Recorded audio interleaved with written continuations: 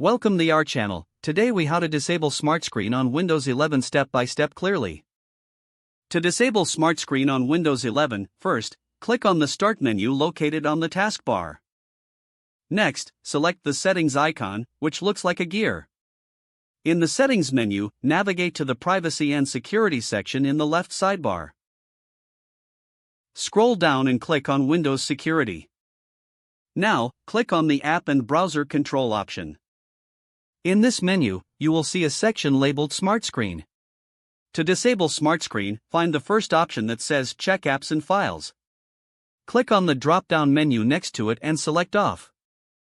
You have successfully disabled SmartScreen on your Windows 11 device.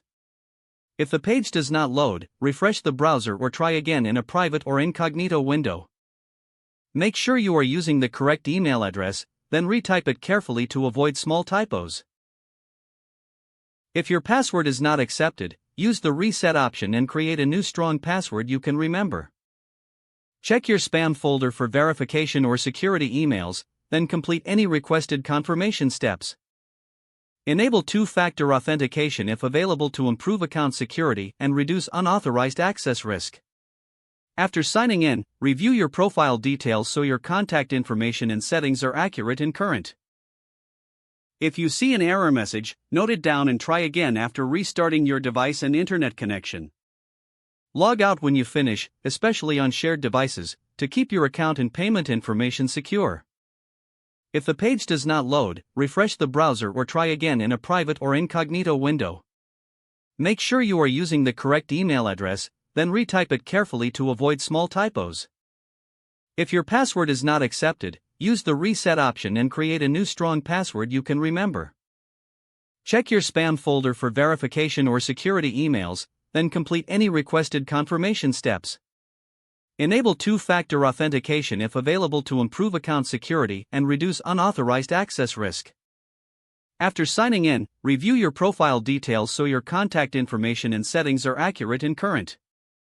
If you see an error message, note it down and try again after restarting your device and internet connection. Log out when you finish, especially on shared devices, to keep your account and payment information secure.